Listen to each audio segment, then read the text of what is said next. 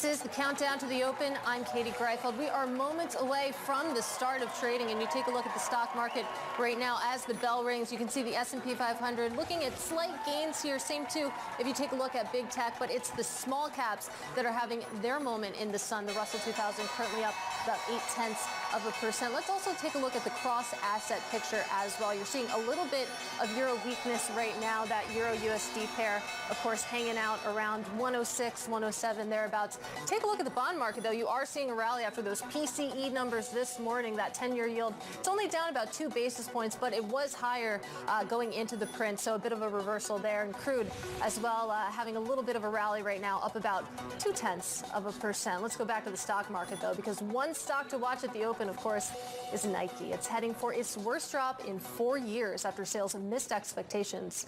Bloomberg's Abigail Doolittle joins us now with more. Well, the selling has increased to such a degree, Katie. We're now looking at the worst day for Nike since 2001, down about 17%. Moments ago, down closer to 19%. And this, of course, as that guidance for the full fiscal year, disappointing investors. Folks had been expecting growth of about 2%. Now they're saying it's going to be a mid-single-digit decline. So depending where that shakes out, that could almost be a 10% miss in terms of sales on not small numbers. It's really pretty significant. On the quarter that was, we saw a preview of this with the company missing sales by about 2%. Their lifestyle brand, Converse, disappointing. But of course, it's the iconic running sneakers. Lots of competition coming from the likes of Adidas, Hoka, and others.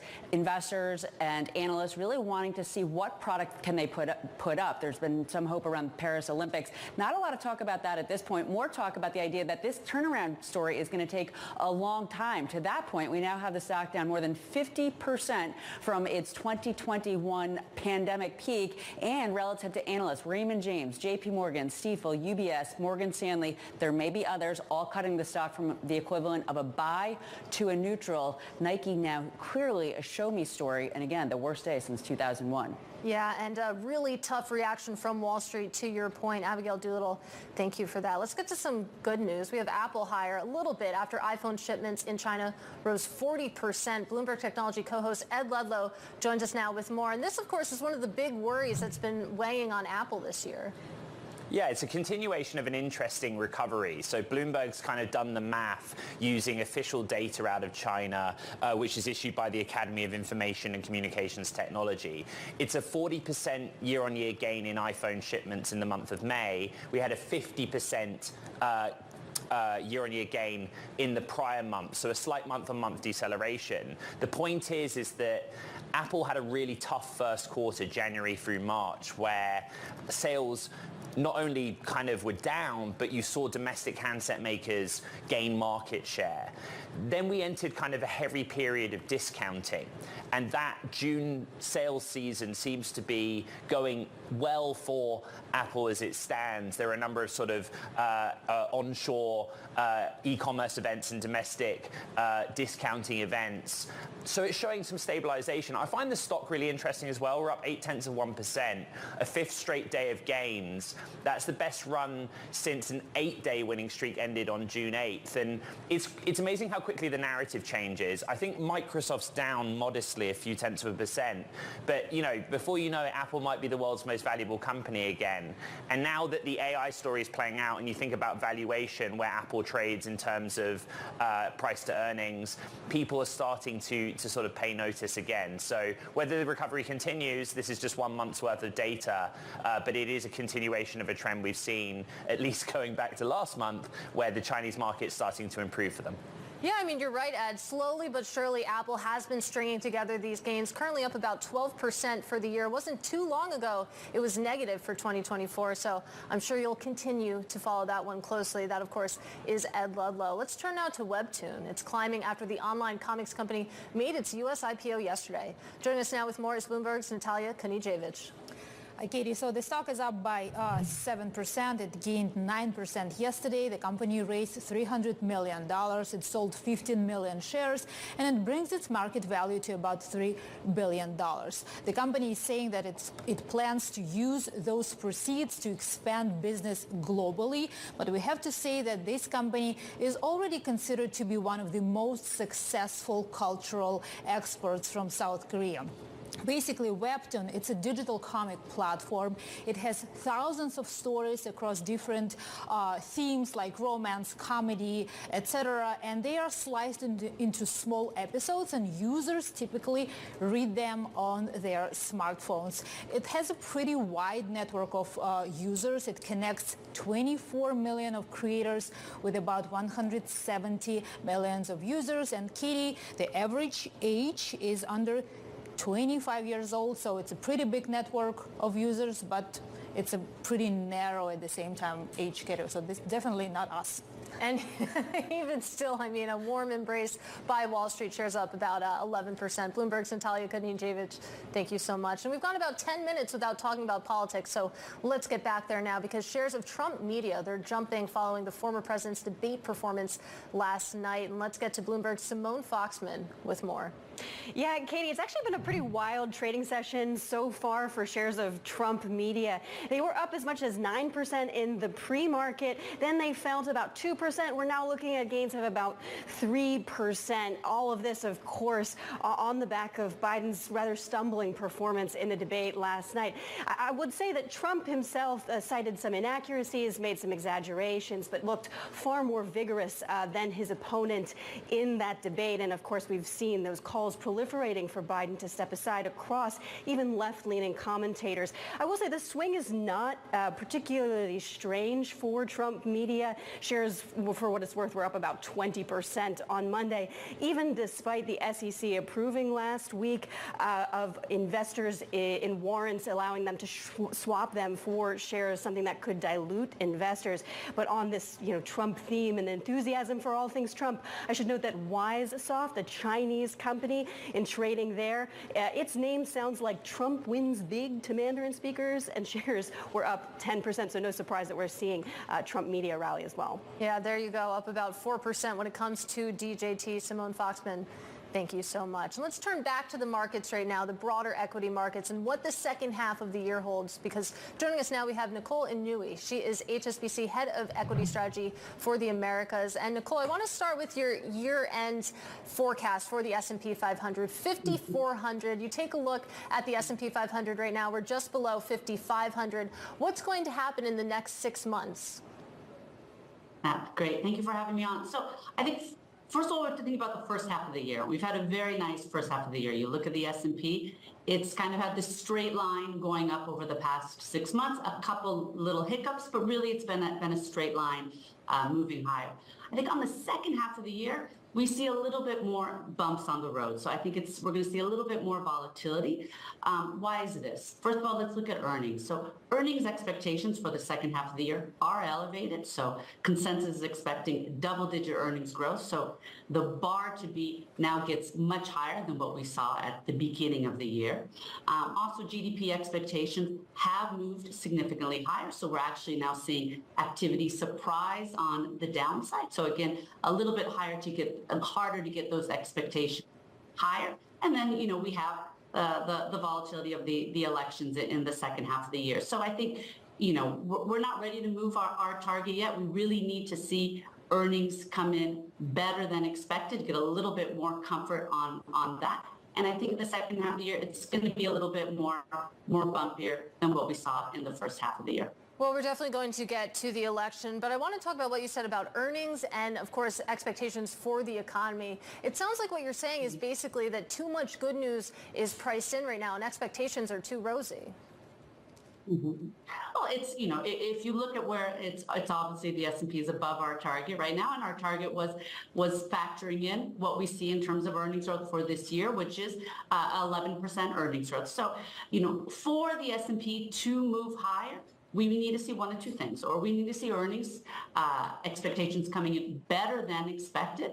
And again, we could see this, if we look in the second half of the year, where are we seeing the acceleration in earnings growth is really in the tech X Mag 7 stock. So it's the rest of the index. Earnings growth expectations are very high. And we're actually seeing, in terms of the Mag 7 stocks, you're going to see an earnings deceleration. This is really because you have a very hard comp base compared to last year.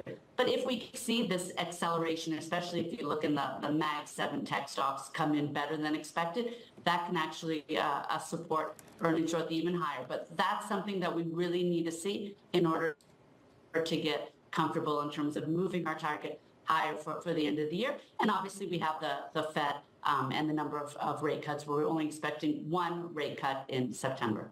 One rate cut in September. And I mean, with that being said, that one rate cut, is that enough to really sort of put the momentum back into small caps, back into those smaller parts of the market that specifically aren't just big tech? Great question. We don't think so. So we're very positive that the S&P. I think for the small caps to outperform, you need to see a series of rate cuts. So we're expecting one rate cut in September, and then the Fed to pause, and then have 3 gradual rate cuts in 2025. Why is that? If you look at inflation, we expect inflation to come down enough for the Fed to be comfortable to cut in September. But because of base effects, we're expecting inflation to look a little bit higher going into year end. So I think when we have the Fed cutting rates in September, obviously there'll be a very nice catalyst for the equity market. But I think the narrative is going to shift from not when and if the Fed will cut, but how much. So if we get just one cut and then a pause, I think the question is going to be, well, how far can rates really go down? And for the smaller cap stocks to rally, we really need to see a longer runway for rate cuts than what we're seeing currently. So that's one of the known unknowns, right? Of course, what the Fed actually does, how many rate cuts does it actually deliver? The other known unknown, which you already highlighted, of course, is the presidential election that is quickly approaching in November. We saw the first debate last night, and the flash polls would suggest that the perception among the public is that Donald Trump won that debate. But I want to give you a stat that I gave to Steve Whiting at the top of this hour, and that's that the S&P 500 has risen in 13 of the past 15 election years. So is there any reason to think that this year would be different no matter who wins? Great question. So, for the elections, what we usually see is the volatility picks up really very close to the election. So, usually you see the S&P October and November in election years. That's when you see the volatility really picking up. So, and that's when the market really starts to pay attention to the elections. In terms of the performance, what we've seen historically is normally after an election, the S&P does increase going in from the elections into year end. And what we see in terms of who wins and how that works, usually if you have a Democrat president and a split Congress, you do see a better performance in the S&P, or if you have a Republican clean sweep, that's usually the second best performance historically for the S&P. So I'm not going to go into politics, but I think what we've seen historically is usually the S&P does perform well following an election. All right, Nicole, appreciate that context. Great to speak with you again. Hope to do it again soon. That, of course, is Nicole Inouye of HSBC. Now coming up, Biden and Trump face off. We created 15,000 new jobs. We brought out the position where we have 800,000 new manufacturing jobs, but there's more to be done. There's more to be done. The only jobs he created are for illegal immigrants and bounce back jobs, a bounce back from the COVID. He has not done a good job. He's done a poor job. More on last night's debate as Democrats hit the panic button next. This is Bloomberg.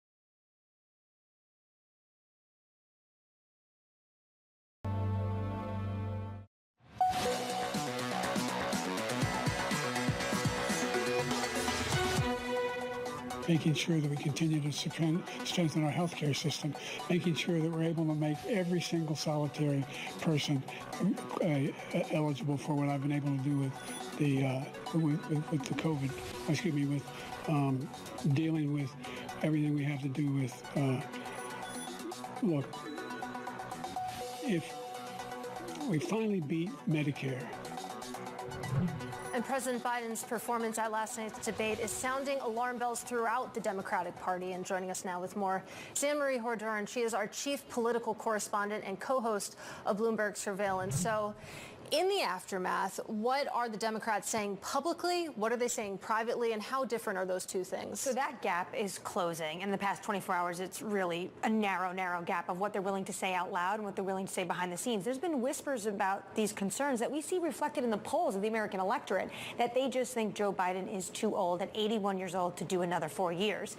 And then given his debate performance, how he was looking, how he was talking, a sore voice, coughing, very soft as well in his intonations, not really fighting back on Trump. They are literally hitting the panic button. And openly, you hear people talking about the fact that they might have to look for someone else. But this timeline, Libby Cantrell of PIMCO was on earlier, she's basically saying that they have almost 2 weeks to do this. The DNC is in August, the Democratic National Convention, and Biden has already shored up all the votes for that. So really, if he were to step aside and these calls were growing, and this is a Biden camp decision now, really, he would almost need to do what Lyndon Johnson did and make an Oval Office speech, or make a speech and say, I'm going to step aside. Then, of course, there's another whole host of issues, which is who would fill that vacuum. This is what Terry Haynes was talking about earlier. He says he thinks that brings up too many other potential issues, that it's very unlikely that Biden would step aside. Well, we're going to get to the list of who it could be if it wasn't Biden, but you talked about that timeline and how tight it is, and of course the complications that would come along with that. I mean, how likely are people saying that, he actually could step aside here and not run? It's really two different views. There's the one that's Terry Haynes that says it's very unlikely that can happen. And then Greg Valliere, who also talks to people in the markets and really tries to digest Washington for them, he had this out to say in his note. He says his bottom line is that Biden will drop out within days, giving an opportunity to a young, fresh face. So Biden camp today is going to be North Carolina, and then they're going to be in New York. He is going to be so closely watched, who he's meeting with, who he's talking to, who shows up to these fundraisers, and potentially if any of this has broken through to him and his camp. Because last night what he told reporters was, of course I'm running. Of course I'm running. That, of course, is the message coming out from the Biden camp specifically. But, let's talk about who some of those new, fresh faces could be. It seems like California Governor Gavin Newsom, for example, his name has been bandied about quite frequently. So the first obvious choice is the vice president, Kamala Harris. And she came out last night and she even said Biden, it was a slow start at the start of the debate, but felt like many people in the Biden world, felt like he did try to pick it up at the end, even though for the most part people felt like many Democrats are, you can look at some of the text messages, felt like this was a disaster. Gavin Newsom is interesting because he continuously comes up as someone potentially that has these presidential ambitions. He always says he doesn't. He's always there supporting the president. But if you look at the video of when the debate ended and the press that swarmed him, asking him, are you going to be the nominee now? It was almost instantaneous. Other governors, potentially, Governor Gretchen Whitmer, Governor Pritzker, Shapiro from Pennsylvania, there are names that are being floated, but again, whole host of issues, not just logistically, but also what does this mean for the party? Because there is an heir apparent, technically, with the vice president. That's very true, of course, that those conversations also center around her as well. But we're talking about, of course, Democrats hitting the panic button, what that camp is doing this morning. Let's talk about the Republican side of things, because I have to imagine they're taking a victory lap right now. They are taking a victory lap. They feel like in the flash polling, if you look at Frank Luntz and the focus group he had after the debate, it felt like people thought Trump won that. But also, when you look at some of the issues that came up and how Trump talked about them, there was a lot of issues that were riddled with lies, exaggerations. And did he do enough to secure the independents? Did either of them really do enough to secure the independents? So if you're walking away and you're unsure about either of these candidates, did Trump say enough, say on things like abortion, and if you're a suburban woman, did he say enough to make you feel, if that's one of your number one voting issues on reproductive rights, did he say enough to assuage some of your concerns? So I'm not sure people that are looking at this and looking at the narrow amount of individuals who are going to decide this election. We're talking about a few 10,000s basically in a few swing states. Did he say enough to assuage those concerns? Which is why for him the VP pick is going to be so important.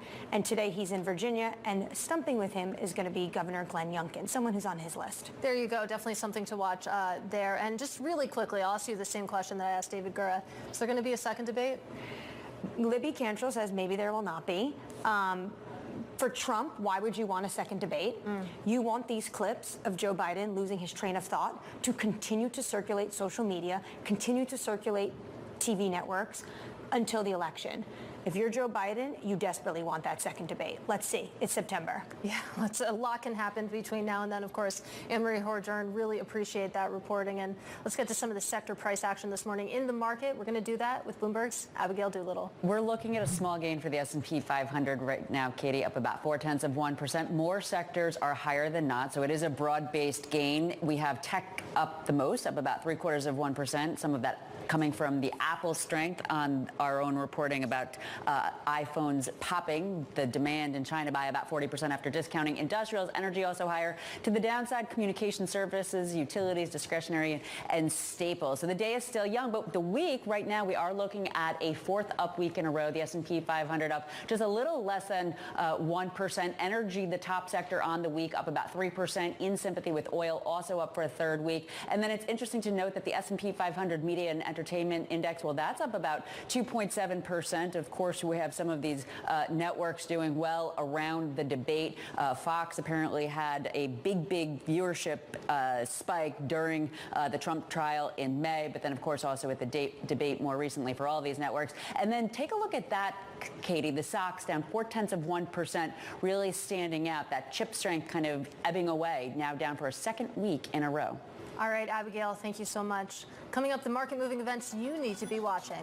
That's next. This is Bloomberg.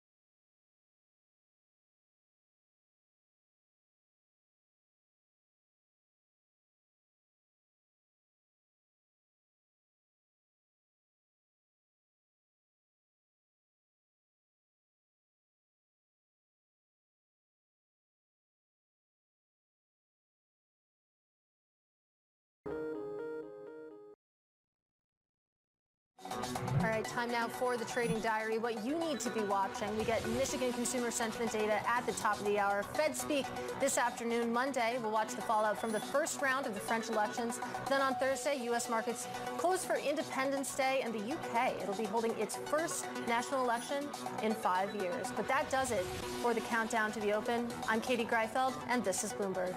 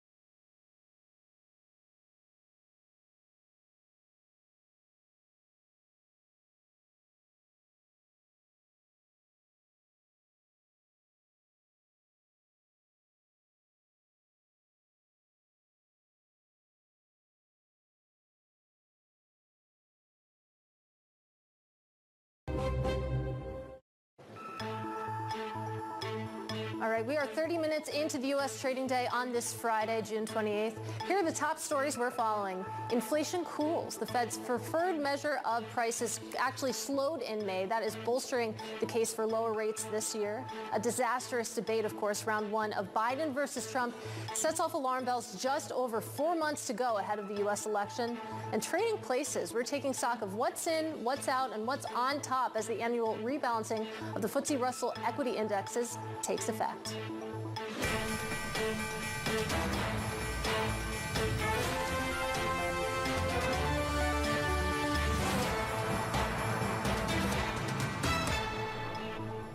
I'm Katie Greifeld in New York. Welcome to Bloomberg Markets. You take a look at markets on this Friday morning. Of course, it is the end of the first half of the year. And for right now, you have stocks rallying. You can see the S&P 500 up about 0.4%. That is a rally that is continuing to build this morning. Same thing, too, if you take a look at the NASDAQ 100, currently higher by about 0.7%. And then you take a look at the bond market. And it's interesting. You have yields lower, but not by much. The 10-year yield currently down about 2 basis points. And we got PCE earlier this morning. We have University of Michigan data breaking right now. So let's get right to the data with Bloomberg's Mike McKee. And for the second time today, Katie, we have a positive surprise. If you're at 1600 Pennsylvania Avenue on any other day, you'd really like this news. The University of Michigan's headline confidence index rises to 68.2 from 65.6, a significant increase. The current conditions estimation 65.9 from 62.5, another big jump. And the expectations index also rises 69.6 from 67.6. From the Fed's point of view, 20th and C Street, as long as we're doing addresses, inflation expectations drop. 1-year inflation expectations fall to 3% from 3.3%, and the University of Michigan's 5 to 10-year inflation expectations fall to 3% from 3.1%. So completely good news throughout this report. And it follows, as you mentioned, good news from PCE.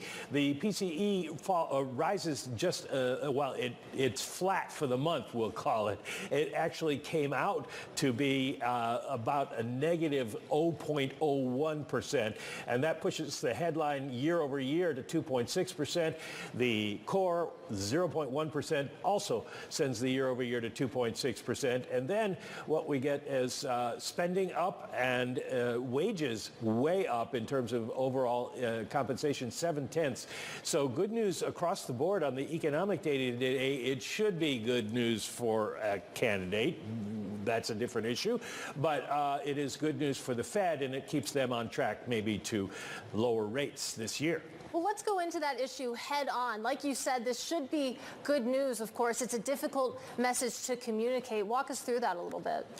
Well, the problem is, first of all, the expectations numbers are distorted by political party. If you go back and look at what was happening when Donald Trump was president, Republicans thought the economy was great, Democrats thought the economy was terrible, and independents were in the middle. Well, now you got the exact reverse, and you can see right in the middle where everything crosses. That's January of 2021 when Joe Biden took power. Now, Democrats think the economy is great, Republicans think the economy is terrible, and independents are in the middle. But the disturbing thing for the Biden campaign is that not only do we see independents much closer to Republicans, but as you can see on the right-hand side, that even Democrats have been discouraged lately. Now, a warning, that chart did not include this last month because the debate was only last night.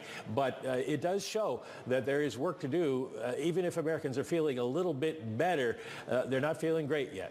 All right, Bloomberg's Mike McKee, thank you so much. Great chart, by the way. I like the red, white, and blue. It was a nice touch. Let's get to the markets, though, with Linda Dissel. She is senior equity strategist over at Federated Hermes. And I want to start with politics, of course. It is the topic of the day. And when you think about the U.S. election and cycles of the past, I mean, how do you account for any potential volatility, or do you just look right through it? Well, good morning, and thank you very much for having me on today. It's especially interesting after watching the debate last night. And yeah, very, very interesting to talk about historically. you have a volatile summer in an election year. And we at Federated Hermes, we have a 5,200 target on the S&P, and we're at 5,500 now. We still are bullish on the market and for 6,000 next year, but we were reluctant to lift it as many others did do because we thought we might have a volatile summer. And you may have a volatile summer with the politics this year, but that's okay because we've been up very, very strongly, and we still very much believe in that whole broadening out play that may have just started last week again here, which would take the markets towards 6,000 into next year. Well, Linda, walk me through that a little bit, because at the benchmark level, if you're expecting a decline there actually to the end of the year, how can at the same time you have that broadening out outside of just, of course, the big benchmarks? Well, it's just the problem is we want to tell what we think the year-end number will be, but you have never seen a market so concentrated where 37% of the market cap is just 10 names. And if one of the names in this next quarterly review say something wrong, like Tesla has done, and falls out of bed, you'll see the S&P fall fairly quickly. But it's the broadening that will show the health of this whole economy and the whole market. So it's really tough to put a number when you're so very concentrated, which is why we really want to emphasize that we're bullish into next year with the 6,000, because we just don't see a recession coming on. Yeah, and appreciate that context there. I want to talk about the broadening out a little bit more, because you think about it, of course, how just the price differentials between small caps, mid caps, and then, of course, the large cap benchmarks. And then you think about the strength of the economy. It seems like a pretty straightforward trade when you combine that with rate cuts, and still you haven't seen a sustainable broadening out. So what is finally going to be the catalyst, Linda? Well, it's a very unclear time. People are having a hard time even figuring out where we are in the economic cycle now, because you have these mixed numbers that are coming through, and we've even had that this week with the regionals being quite mixed, and the housing numbers really not good.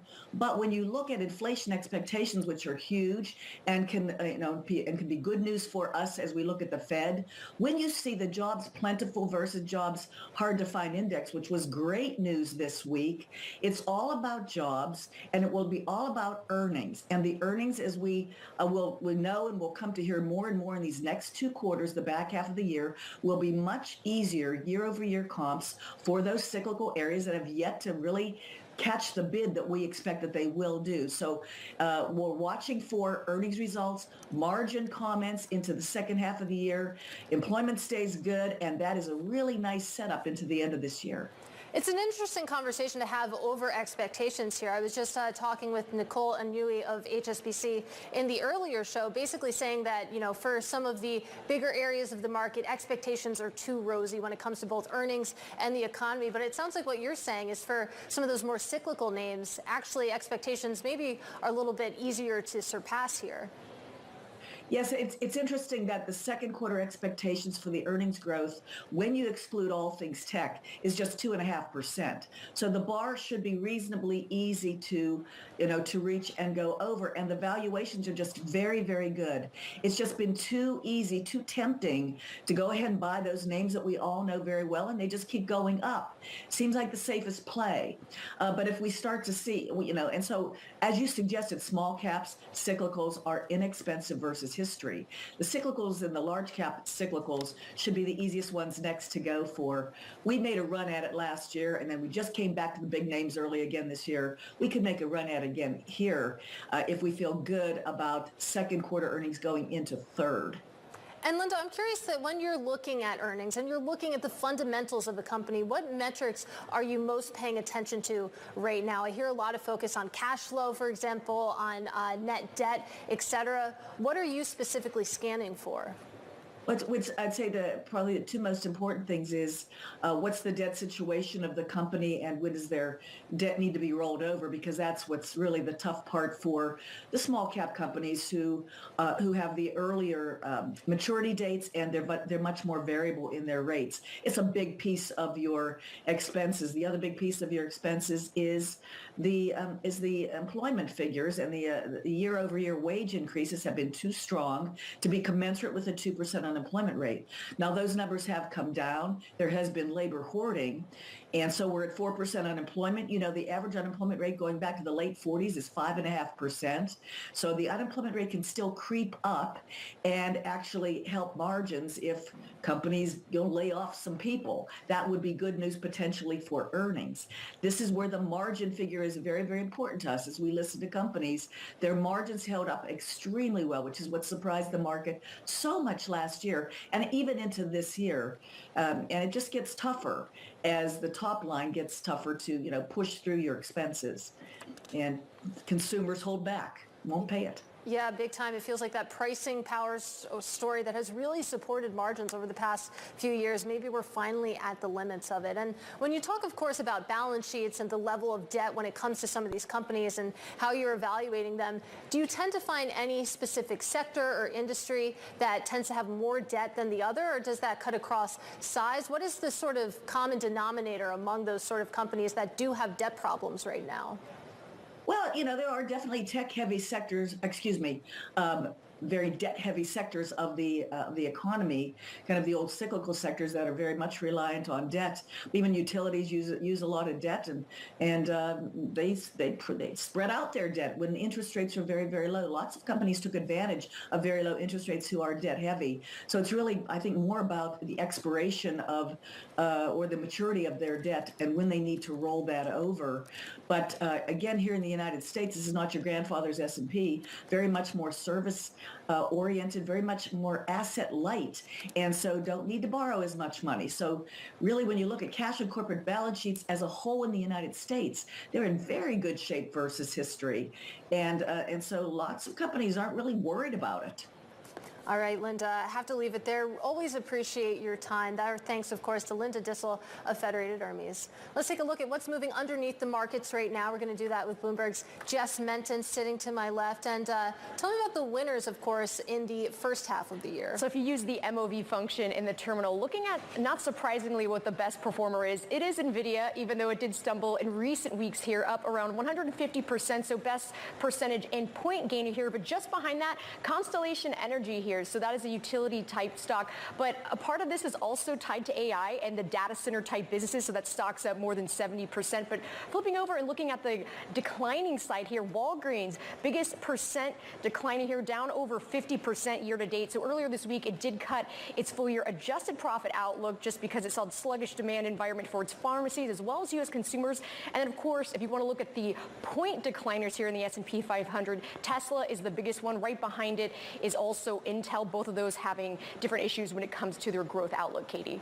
Yeah, some real have and have-nots when it comes to the first 6 months of 2024. But bring us into the day of. What is moving on this Friday? So the big thing, Nike, have to bring it up. NKE is the ticker symbol on this. If you look at this stock, down over 18% right now. It is on pace for its worst percentage decline if this holds into the close since February of 2001. Some of this was associated with its, basically, if you look at its full year outlook, did disappoint analysts, come short of expectations, but also you're seeing some issues of slowing demand with some of its more casual shoes here.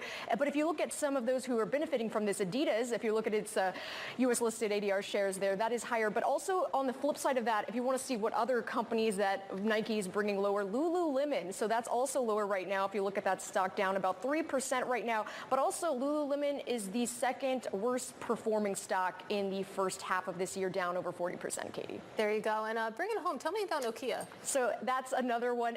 Also a bit of another AI type play here. So when you look at this deal for Nokia to buy Infinera, actually this is a all cash. So it's basically 70% of the deal will be paid in cash. And then also the rest of it is going to be Nokia's American depository shares here. So this is going to be a $2.3 billion deal here. But I was talking to Yishin Shen. She covers ARBs on our equities team as far as when it comes to the regulatory process here. And she was saying it could be lengthy just because Nokia would be buying a U.S. listed company here. So when you are looking at that, that is something to watch here. But Infinera, if you look at this, up about 18% on pace for its best day since November of 2022. And then if you look at Nokia, those U.S. listed shares up close to 2%, Katie. Yeah, some really interesting potential M&A there. But like you say, a lot of questions to answer first. Jess Menton, have a great weekend. Now coming up, President Joe Biden and Donald Trump trade barbs in the first presidential debate. We'll have all the details on the fallout next. This is Bloomberg.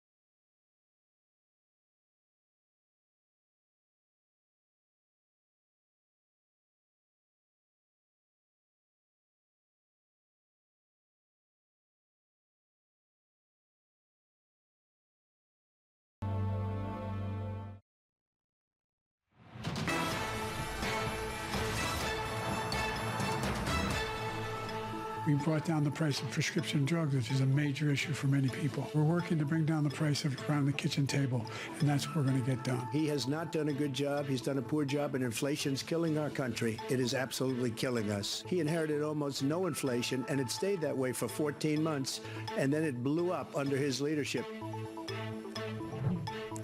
Well, round one is over. President Joe Biden and Republican challenger Donald Trump squaring off in the first presidential debate in Atlanta.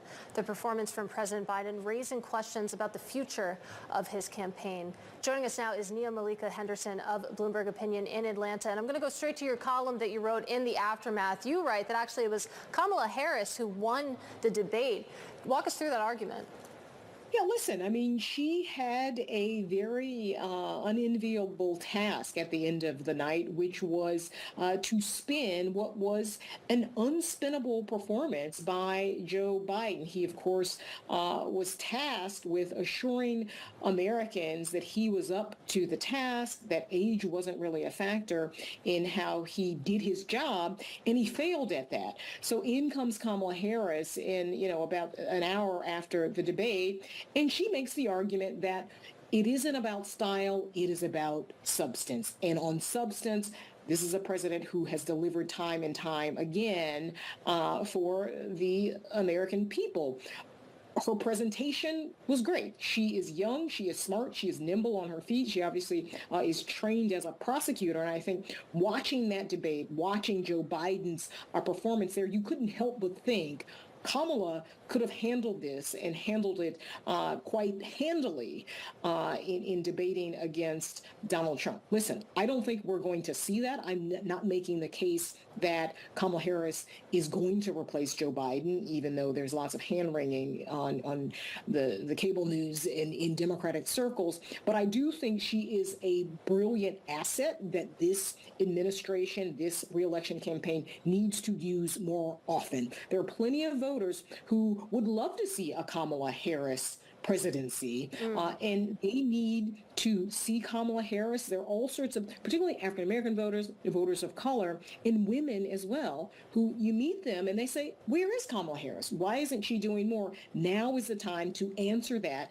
to put her out on the stage, to give her a more front-facing role in this reelection, because she is a better messenger than Biden is. Right. She is a better spokeswoman for his administration than he is. And this is something that the campaign really needs to understand right now. Well, to your point that, of course, Harris is an asset and that the administration and the campaign should be using her more, is there a risk there? Because you think about how the Republican Party has treated her and talked about her. They've really vilified her. They did. Listen, and some of that has to do with the fact that she is a woman, and some of that has to do with the fact that she is a woman of color, right? Americans aren't used to looking at a woman in that position, right? We, of course, saw what happened to Hillary Clinton. This is something that Americans are still dealing with. What does it look like for a woman to be in power? What does it look like for a woman to be the leader of the free world? Putting her out there will help Americans get used to that. Will there be some blowback? Absolutely. But there will also be, I think, some rallying behind this ticket, because there are plenty of people who would want to see a woman president, a very strong and very visible and powerful second in command, because that's one of the problems. It is, that Kamala Harris isn't as a visible presence in this administration. And I think running, I don't know if you remember when Bill Clinton ran for president, it was this idea of you get two for the price of one. He, of course, was talking about Hillary Clinton. That is something that Biden needs to start telegraphing as well. As a candidate, he said he was going to be a bridge to the next generation. That's something that needs to happen now. Again, I'm not saying he's going to step aside. Right. I'm not saying he should step aside, but he's got an entire bench of people with Kamala Harris in the one spot that he's got to use to try to drag him across the finish line. It is going to take all hands, and I think Kamala Harris, given that she is vice president, is the most qualified to make the case that he should get another 4 years with her at his side, as a teammate. And I only have about 45 seconds left with you, but Why not? On that last point, I mean, a lot of people are saying that Kamala Harris, maybe she should just be the person actually running for the top job. Maybe Joe Biden should step aside. That's not your base case, but why not? Yeah, listen, and this is going to be argued, I think, over the next many weeks. Ultimately, this is a decision that Joe Biden will have to make. It is a Herculean task to convince a sitting president to switch gears, to stand aside this late in the game, if that's possible. I think people with the last name Biden are the only ones who could convince President Biden to do that. Right. In the meantime, Democrats have to figure out, what do they do if he stays at the top of the ticket? How do you sell this as a package deal, almost like the Avengers coming to the rescue, to sell this message and to sell this president again and say that he should get another 4 years? Have to leave it there. Really appreciate your insight. Our thanks, of course, to Nia Malika Henderson of Bloomberg Opinion. Still ahead, we're going to take a look at the companies making the most social buzz today in our Social Climbers segment up next. But before we go to break, let me just bring you some breaking news. This coming from the Supreme Court, overturning the Chevron ruling. That is in a blow to agency power. I'll read that once again. Of course, the Supreme Court overturning the Chevron ruling. That is a blow, of course, to the agency's power. We are expecting more headlines and more details. We'll bring you all of that next. This is Bloomberg.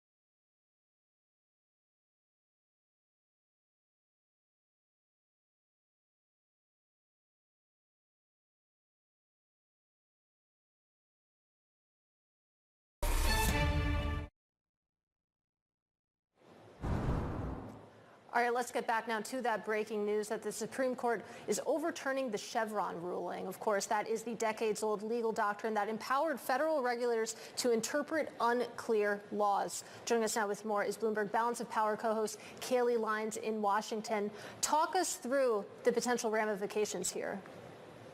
Well, they could be significant for a number of agencies, Katie, including financial regulators like the Securities and Exchange Commission and climate and environmental regulators like the EPA. This is a doctrine that was established all the way back in 1984, which essentially gave the power of agencies like this the ability to interpret laws that were vague, which frankly, a lot of the legislation that actually comes out of Congress can indeed be vague. And they would use their own in-house experts to interpret that law and apply it accordingly. In the court now overturning this today essentially takes that power away from the regulators, which means much more of this is going to have to be litigated in court and ultimately decided by the court rather than the agencies themselves. So think about things that the EPA has put out, for example, including auto emissions standards, for example. That could potentially be challenged. The way that the Securities and Exchange Commission actually interprets securities law, which of course is almost 100 years old at this point and has to be applicable to new developments in the financial system. It really limits the ability of regulators to do their own interpretations. And of course, this is the second day in a row we have seen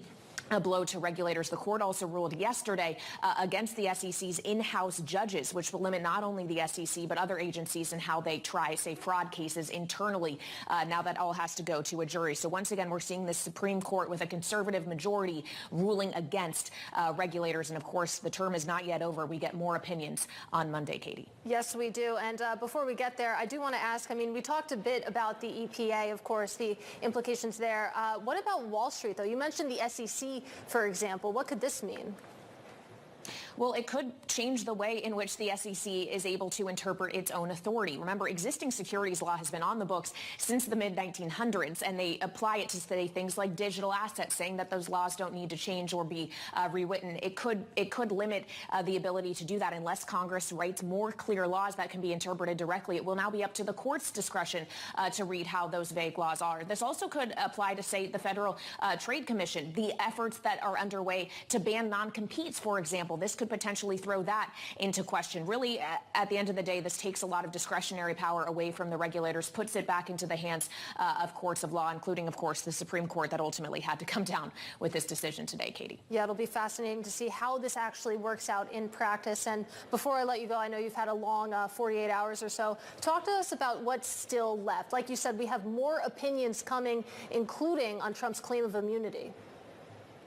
Yeah, that is the big one, his question of immunity from prosecution here in Washington in the case that was brought against him by special counsel Jack Smith. That case cannot move forward to trial, in which he's charged with 4 criminal counts related to activities in and around January 6, 2021, and election subversion, until the court makes a ruling on this immunity question. They are waiting literally until the last possible second to do so, Katie. They also still have to decide a question regarding January 6 defendants and whether or not they can be charged with obstruction. This goes back to the Enron doctrine from that case decades ago. The obstruction question in that case not only could be applicable to those specific defendants, but also could have implications for that election subversion case, which Donald Trump is charged with here in Washington. Both of these decisions obviously quite politically significant. Interesting that the court has chosen to deliver them to the public after that presidential debate between Trump and Biden last night, but we still have much to hear from the high court. The opinion day for sure is Monday, though they have not yet said that that is the last day of the term, so they could potentially drag this out even further into next week, Katie.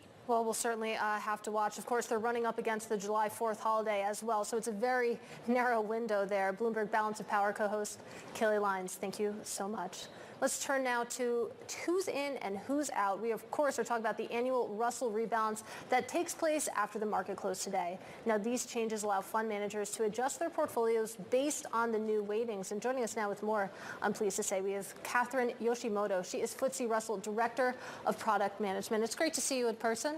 Thank you for having me. It's a pleasure to be here. So let's talk about the rebalance. It actually takes place after the close of markets today, this Friday, and there's about $10.5 trillion in investor assets that actually track the Russell U.S. indices. What are you expecting in terms of trading rebalance volume, for example? Well, the market is expecting roughly a little bit higher than last year. Last year, there was $135 billion traded across the close at Russell Reconstitution across both NASDAQ and NYSE exchanges. So the market is predicting a little bit higher, $150 billion roughly. And what could that mean in terms of volatility? It feels like nothing really moves this market for too long. But again, we're talking about a big chunk of trading that's going to come through. Well, over the years, Russell Reconstitution has improved its process in terms of transparency, making sure that the market knows what's coming. We last year moved up the announce date to May. This year was the same. We announced the changes on May 24th. Actually, the market, our clients, market practitioners are preparing for this event already starting in February. So, you know, the market knows what's coming. They're preparing their trades going into the close. And also 21 years ago, NASDAQ introduced the closing cross. And since then, Russell Reconstitution has been using the closing cross with NASDAQ at the close. And NYSE also has its closing auction process. So all of this makes it a more seamless rebalance. And we've improved the process over the years. And we've been through more volatile markets. We've been through Brexit occurring around the time of the Reconstitution in 2016. 2016 during COVID, which was the highest volume that we saw, $186 billion traded at the 2021 Russell Recon close. So we're confident we can handle this seamlessly today. And of course, you make a good point that you give people a lot of advance notice. Of course, market participants are well prepped for this, and it does, of course, happen every year. And that's actually what I want to talk about, because you rebalance annually, just once a year. I know that you're in discussion to maybe rebalance twice. How is that discussion going? So we did launch a consultation at the end of last year. The consultation is closed. It's still available on our website, so we welcome feedback that market practitioners could provide into how we can improve the process. We intend to give the market ample notice, so we wouldn't we have to be thoughtful about making any changes to the methodology. So the market will be given ample notice. We haven't made a decision yet, but more to come on that. And just to clarify, it really isn't about concern about the process or methodology itself. It really is that growing size of the trade at the close of Russell reconstitution. So the feedback has been potentially breaking it up into two could, reduce the volume at that one reconstitution. And we do also already have quarterly IPO inclusions, which has shown to reduce the size of the trade at the June reconstitution, because we're adding new entrants at September, December, and March IPO inclusion opportunities. That's really interesting that it's more about just the size of trading, the size of the rebalance. It's not so much concentration in the market, for example. I mean, a lot of people could read that you are talking about increasing the period of rebalance, but to your point, it's more just about minimizing market impact, it sounds like. Yeah, general feedback has been that the Russell indexes do reflect the markets. That is our job as an index provider, to represent what is happening in the markets. So clients are, they continue to like the methodology and how it continues to represent large cap with the Russell 1000, small cap with Russell 2000, and growth and value segments. So they agree with our classifications of growth and value, large cap, small cap, but it really is about the size of that trade at the June reconstitution. I am curious to get your thoughts on concentration. I mean, it's hard to have a conversation about the markets with any sort of investor of any size without talking about just how top heavy it feels like every benchmark is right now, if you're just tracking sort of by market cap size. What do you make of it? So again, we do reflect the market, so we're just representing what's available as an investable opportunity set. It's true that the U.S. mega cap segment has grown more than the smaller cap. Take the Magnificent Seven stocks, for example. They grew more than 40% since the last reconstitution, whereas the broad market, inclusive of that Magnificent Seven, has grown 20%. So we've seen growth overall in the market. It's been an AI, tech, growth-heavy, momentum-fueled market. And again, we're just here to reflect what's happening in the markets.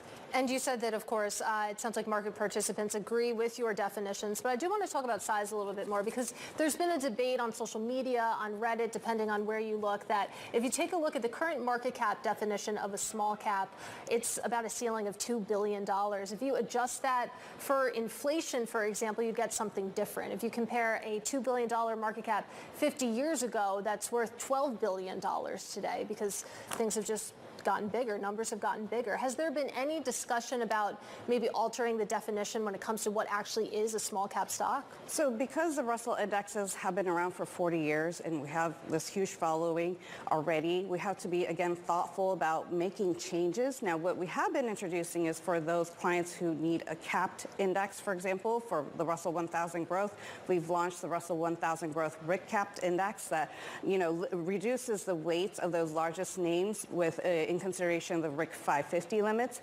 We also segment in different ways. So you can take that Russell 1000, and we have the top 200 mega cap, mid cap, also top 500, and a commonly used SMID cap index is the Russell 2500. So there are ways of splitting up the modularity using this modular framework.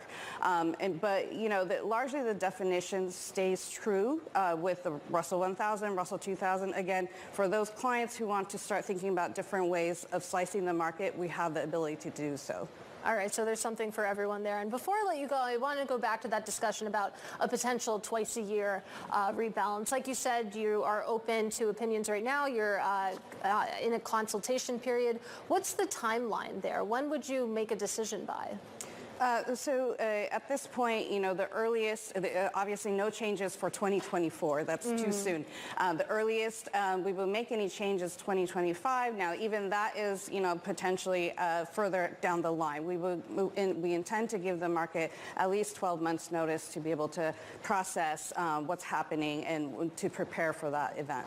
All right, well, it's really great to see you. Appreciate your time on a Friday morning. Our thanks, of course, to Catherine Yoshimoto of the FTSE Russell. About an hour into the U.S. trading day, let's get a check on these markets. We're going to do that with Abigail Doolittle. So stocks in the pre-market started higher, up about 0.3%, but right now we're at session highs for the S&P 500, and that means another all-time high. And you can really see it on this month-to-date chart, and clearly the S&P 500 rising in the month of June, up 5.4%. In the first half of this year, up about 15% after last year's full year gain of 23%. So the bulls really very much in charge, despite all of the bearish divergences that we've talked about in recent weeks. Let's take a look at what's happening beneath the surface for the S&P 500 on the week, because this is really pretty interesting. Apple gaining up to 3.6%. Of course, today we had some reporting about the iPhone in China surging by 40% after discounts. The stock below the all-important breakout level of 220, but also well above support at 200. So technically, this is really interesting. FedEx up 19%, the best week since July of 2020. Great quarter outlook and the possibility of doing something with their freight business, perhaps spinning it out. NVIDIA, though, this is interesting. It had been slightly higher not so long ago. Now it's down again, down 0.4%. The stocks earlier had been down for a second week in a row. Last I looked, it was slightly higher. Now may be back in the red, because take a look at Micron, down 4% on that disappointing outlook. In fact, let's take a closer look at the stocks, the technicals, because we have something going on here, which is a negative RSI, or an RSI that's coming off of overbought territory. Very likely that we see the stocks go back down to that 50-day moving average as the RSI makes its way down toward oversold territory. That could, of course, take many weeks. And then finally, Katie, I was just talking about the first half for the S&P 500 up about 15%. Well, when we have a double-digit gain in the first half of a year, more recently, this has tended to lead to a gain in the second half. So last year, up 7.1%, and you can see these very healthy gains. One exception, 1987, of course, that was the Black Monday, the Wall Street sell-off. Will this year be that? Less likely, more likely that we will continue to have a gain, especially that's also true in presidential years. There are only 4 years going back to 1929 where there were sell-offs, and they were 1987, 1932, 1940, and then 2008, really tough years. Yeah, and we'll see, of course, if this year is any different. Bloomberg's Abigail Doolittle, thank you so much. Now, coming up, investors are looking for hints on major policy shifts out of China. Mary Lovely of the Peterson Institute for International Economics discusses the mounting challenges facing President Xi next. This is Bloomberg.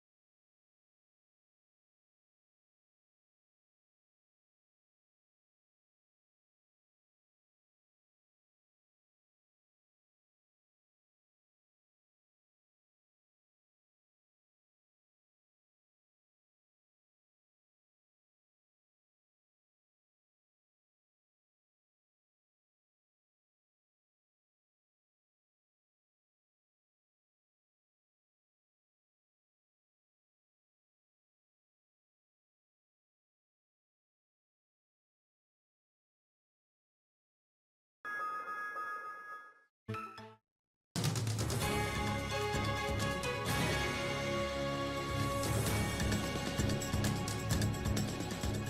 right, it's time now for our daily Wall Street Week conversation. And the elite of China's ruling Communist Party will meet in July for a highly awaited gathering. The so-called Third Plenum usually charts the long-term course for economic policy. Mary Lovely of the Peterson Institute for International Economics sat down with Wall Street Week's David Weston to talk about President Xi's top priorities as he faces mounting challenges. We see weak domestic demand, low consumer sentiment, low business sentiment, some signs of exit of foreign investors. So he has some work to do on the short run to revive the economy in the short run. A little bit longer term, there's lots and lots of challenges. He has put his money down on innovation and so-called high-quality development. This encompasses reforms to very broad sectors of the economy, but nevertheless, these things are things that need to be done, and the changes need to be made now. So he needs to find a way to restore confidence while also helping to transition to an economy that's really built on investment, greening the system, building a more sustainable system, and building a more equal system. Mary, tell us about the relationship between the Chinese economy and the economies of the rest of the world. In particular, let's start with the United States in particular. There's a lot of talk about a so-called second China shock, a lot of concern about subsidies of businesses over there with exports to the United States. I could start with EVs, electric vehicles. By the way, Europe's concerned about that as well. How big an issue is that for China? Well, for China, it's a very big issue, and we've seen this in their, diplomatic response to the U.S. claims of overcapacity. They have consistently said that the world needs their green energy products. They've doubled down on their strategy. It's not unusual in China for there to be lots of sort of rampant growth, particularly because a lot of industrial policy is uncoordinated, it's done through the provinces. And then there's a period of rationalization, and we're seeing some of that right now as some firms are surely going to exit because of weak earnings or even losses that overwhelm their ability to stay in business.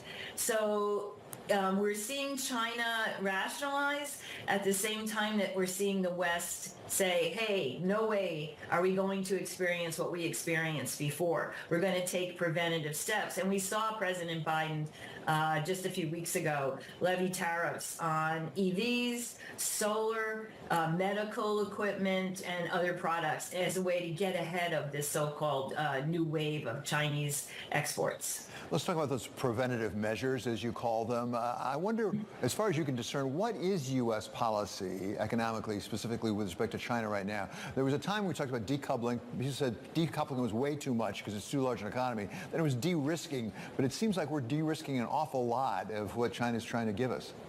Yeah, I mean, every step we take seems to be more toward decoupling really than de-risking. And the reason I say that is because de-risking would have a specific targets. When President Biden puts tariffs on medical supplies coming out of China, in some sense that's a bit de-risking because we saw during the pandemic that we were over-reliant on China for personal protective equipment and other medical supplies.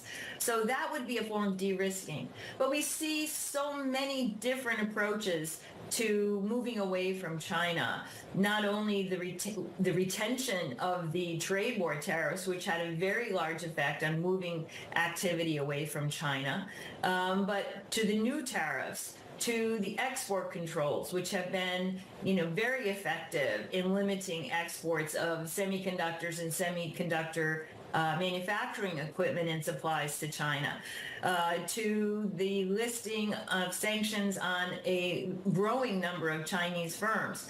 So these are just some of the ways that U.S. has basically signaled its desire to de-integrate with China. Mary, we have an election going on here in the United States, as you know, coming up in November. And of course, President Trump, when he was president, really took a very strong stance on China. It's not at all clear that President Biden backed off that for all the reasons you just described. In some ways, even went further with it. How much of a difference do you think it makes in U.S.-China relations? Which man is the next president of the United States? I think it makes a profound difference. President Biden has been more effective, I think, in terms of hitting China in ways that matter for U.S. security, in particular the export controls. And the key to the success of the export controls has been coordination with other nations, in particular Japan and Europe, who hold key parts of the semiconductor supply chain. Without that coordination, the export controls would not be effective. President Trump is promising 10% tariffs across the board on all nations, a so-called flat 60 on China. This is a clear signal to the other nations that the U.S. is in it for itself, so-called America First. And I think it would really undermine a lot of the policies that we're taking to push back on Chinese policies that we think are unfair, but also to diversify the global economy. So I think it is a vitally important election for U.S.-China relations. And that, of course, is Mary Lovely of the Peterson Institute for International Economics speaking to David Weston. And tonight on Wall Street Week, that's coming up at 6 p.m. New York time. But we do want to get back to some breaking news coming from the Supreme Court, backing a defendant of the January 6 trials, curbing the use of the Enron law. So this could potentially affect Trump and hundreds of those January 6 cases. Remember that nearly 300 defendants, including Donald Trump, were charged under that 2002 law. For more, let's go right back to Bloomberg Balance of Power co-host Kaylee Lines in Washington. Kaylee, seeing you a lot sooner than I thought I would. Tell us what we know so far.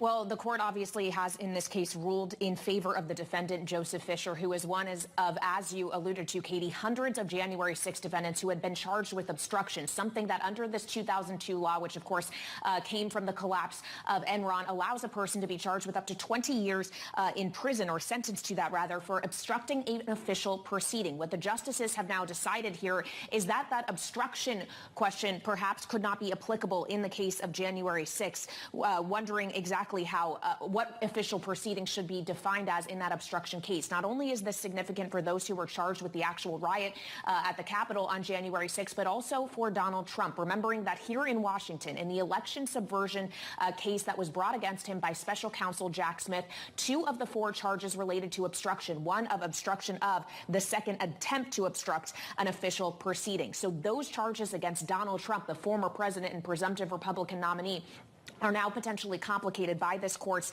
decision today, as they have indeed curbed the use of that Enron law. Now, I would also point out here, Katie, this is the last opinion we are getting from the court today. We are still awaiting an opinion from the court on the immunity question that Donald Trump has brought to the high court in that Washington case that I'm speaking of, whether or not he is immune from prosecution in that case.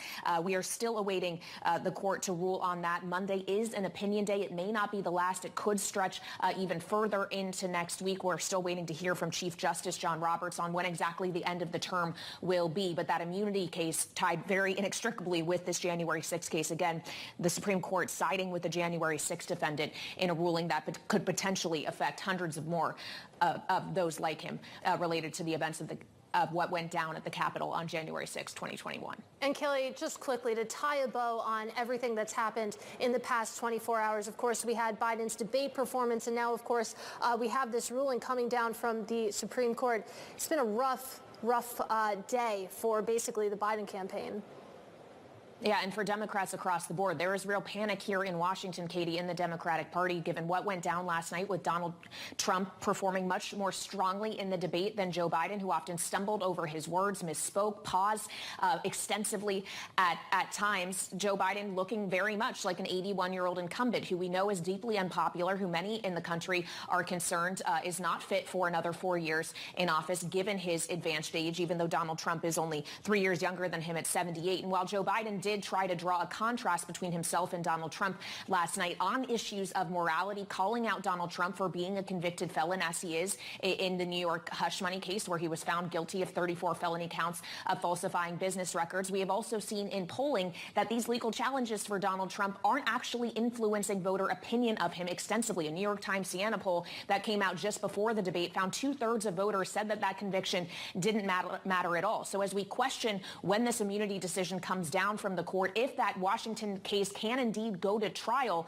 before the election. There is also a question of how much it matters when voters still seem, at least in the Republican Party, to be coalesced around Trump. And many in the Democratic Party today are noting what was a pretty bad performance, they say, from Joe Biden last night and concerned about his ability to carry forward as the Democratic nominee or if he might need to back down for someone else. And we are just getting a headline now that the Supreme Court's last opinion day will be on Monday. So, Kaylee Lyons, I'll see you then. Of course, you can catch Kaylee on Balance of Power. She, of course, is co-host with Joe Matthew. A lot of coverage coming up there as well. But before we go on this program, let's talk about some nervous boomers really losing their trust in the bond market. And that is sparking a really massive ETF rush. So joining me now on this ETF Friday, we have Eric Balchunas. He is senior ETF analyst for Bloomberg Intelligence. And Eric, I think we're talking about buffer ETFs here, right? When you're referring to basically an alternative to bonds for maybe that older investor? Yeah, no, these are ETFs that use customized options to help target your outcome. In a way, you can think of it like the biotech industry helps older people live longer, live more comfortably. These ETFs are designed at older investors to help them sleep at night, because if you look at the aggregate bond ETF, right, famous index, it's a Bloomberg index, everybody uses this. It has failed to keep up with inflation over the past 10 years. And even worse, in 2022, when the stock market was down 19%, it was down 13%. It did nothing to help offset those stock losses. So there's real trust issues with the typical ag index and any ETFs linked to it that would be your 40 of 60-40. So this has created a whole opening for these sort of manufactured option-based ETFs that are now at $50 billion.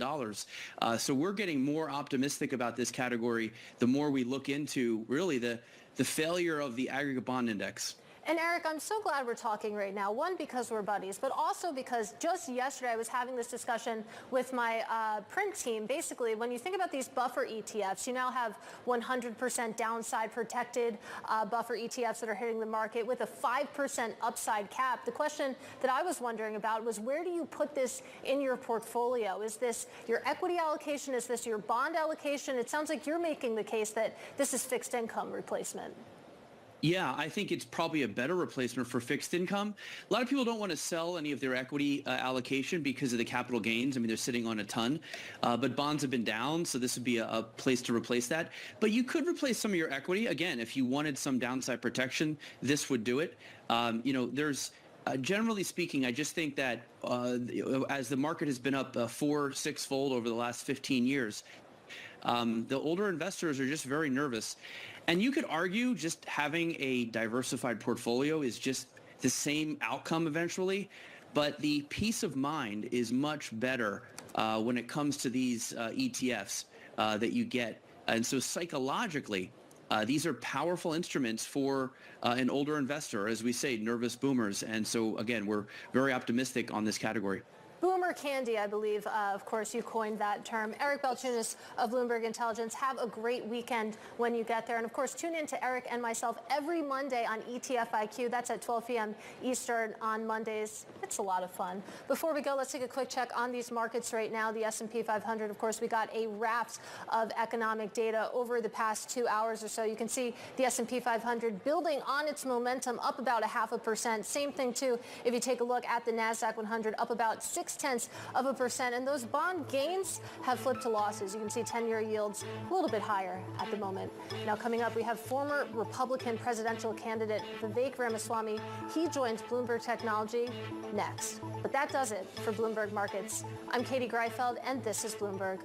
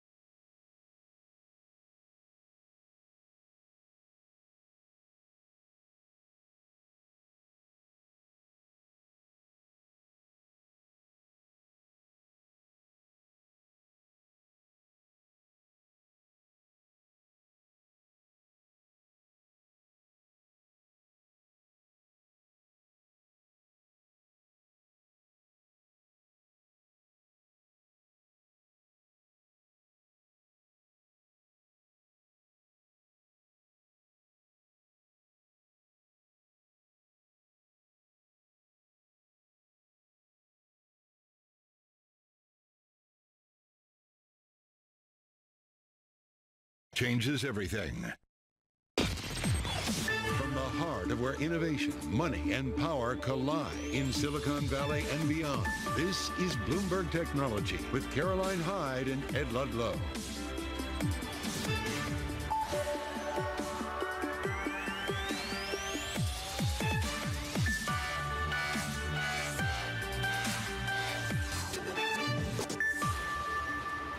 I'm Ed Ludlow in San Francisco. Caroline Hyde is off. This is Bloomberg Technology. Coming up, we have full coverage of the first presidential debate and discuss the state of crypto with former Republican presidential hopeful Vivek Ramaswamy. Plus, we'll break down Apple's business in China as iPhone shipments jump 40% following discounts. And a new survey shows Tesla's design changes are confusing customers and undercutting its quality. We'll discuss that and so much more through the hour. Happy Friday, June 28, 2024. Let's get right to financial markets. The S&P 500, a new all-time high. The Nasdaq 100, a new all-time high, briefly breaching the 20,000 mark for the first time. Yields a little higher, and Bitcoin, even though we kind of have this risk-on sentiment, softer by a percentage point, below 61,000 US dollars per token. The main factor in the markets this morning is not the first presidential debate, but the PCE reading decelerating, the PCE being the Fed's preferred gauge or measure of inflation. That's kind of the discussion on the week. I also want to take a look at one specific name in the context of what we are about to talk about, which is the presidential debates, and that is Trump Media and Technology Group. This morning, we actually traded significantly higher, maybe more than 3.5%. You can see that we're now down 0.6%. This is, of course, the parent company of Truth Social. A company went public via a SPAC with ownership ties to Donald Trump. We will get to this in due course. But for now, let's get a recap of the first presidential debate hosted by CNN that took place in Atlanta last night. There's more to be done. There's more to be done. Working class people are still in trouble. He has not done a good job. He's done a poor job, and inflation's killing our country. It is absolutely killing us. The price of eggs, the price of gas, the price of housing, the price of a whole range of things. That's why I'm working so hard to make sure I deal with those problems. I was recently in France for D-Day, and I spoke all about those heroes that died. I went to the World War II cemetery, World War I cemetery he refused to go to. He was standing with his four-star general, and he told me, he said, I don't want to go in there because they're a bunch of losers and suckers. My son was not a loser, was not a sucker. You're the sucker. You're the loser. There's nobody that's taken better care of our soldiers than I have. The money that we're spending on this war, and we shouldn't be spending, it should have never happened. I will have that war settled between Putin and Zelensky as president-elect before I take office on January 20th. I'll have that war settled. If we had a real president, a president that knew, that was respected by Putin, he would have never invaded Ukraine. Israel would have never been invaded in a million years by Hamas. You know why? Because Iran was broke with me. I wouldn't let anybody do business with them. Everyone from the United Nations Security Council straight through to the G7 to the Israelis and Netanyahu himself have endorsed the plan. The only one who wants the war to continue is Hamas. Under Roe v. Wade, you have late-term abortion. You can do whatever you want, depending on the state. You can do whatever you want. We don't think that's a good thing. We think it's a radical thing. We think the Democrats are the radicals, not the Republicans. It's been a terrible thing, what you've done. The fact is that the vast majority of constitutional scholars supported Roe when it was decided. Supported Roe. And that's this idea that they were all against it is just ridiculous. This guy's 3 years younger and a lot less competent. Well, I took 2 tests, cognitive tests. I aced them. I just won 2 club championships. Bloomberg's Kaylee Lyons joins us with more from D.C. And Kaylee, I just want to read you the headline of the most read story on Bloomberg this morning. Biden's disastrous debate accelerates doubts over candidacy. Let's start with how poorly Biden is perceived to have performed relative to Trump in that debate. incredibly poorly, Ed, and you have bipartisan lawmakers, political strategists saying that this morning. Joe Biden, at 81 years old, very much showed that he is an octogenarian president. The White House has now said that he was battling a cold, but his voice was raspy. At times, his speech was halting. He took many long pauses, misstated facts, at one point actually saying that he beat Medicare,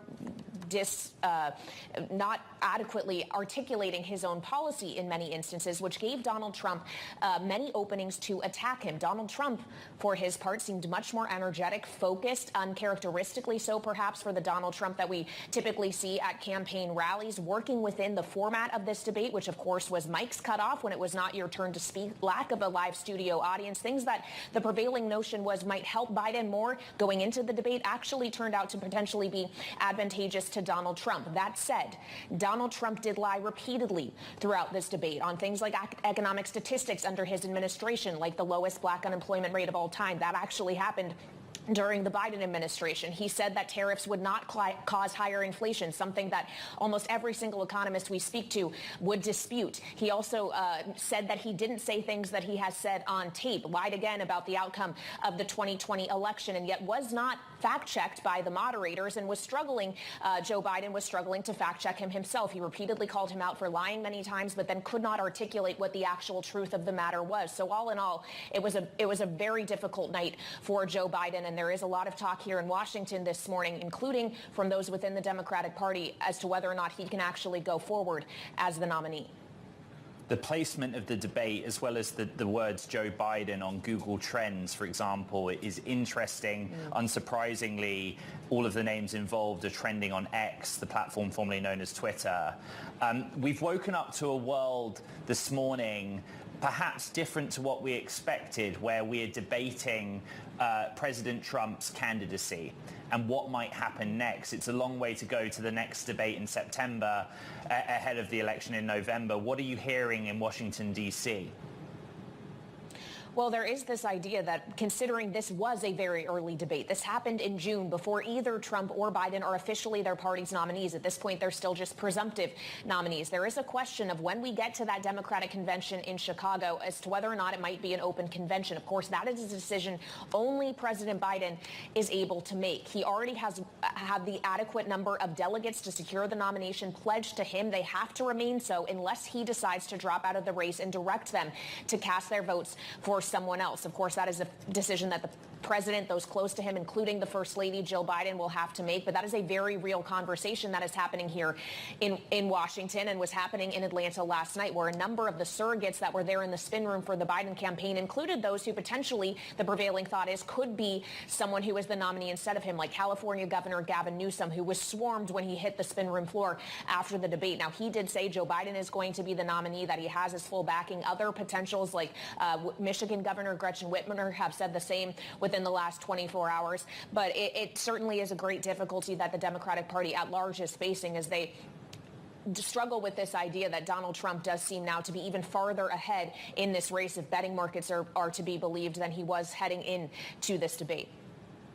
Finally, Kaylee, and quickly, what I see on social media beyond the memes and endless clips that have been shared is a frustration from American voters that they didn't learn anything. There was actually no answer to many of the questions posed from a policy or platform perspective going into a presidential election campaign. No, frequently, Ed, they did not answer the questions that were directed at them at all, instead pivoting to entirely different subjects. Certainly, you saw social media in a tizzy not even 15 minutes into this debate. Many Democrats expressing exasperation with the performance of Joe Biden, but many others still calling into question how the U.S. ended up with these two as candidates. We know that voters are very unhappy with these choices. They are hoping for any other choice, which is why you are seeing other third-party candidates like RFK Jr.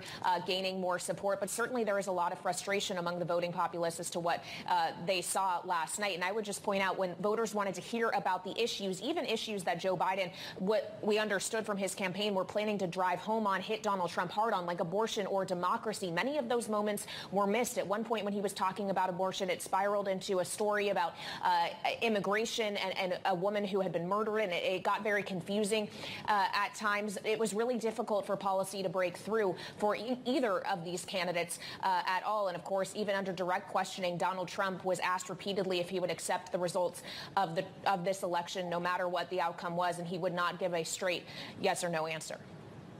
Bloomberg's Katie Lyons out of Washington, D.C. A late night for you. Grateful to have you with us on Bloomberg Technology. Surprise for many to the world we woke up to this morning.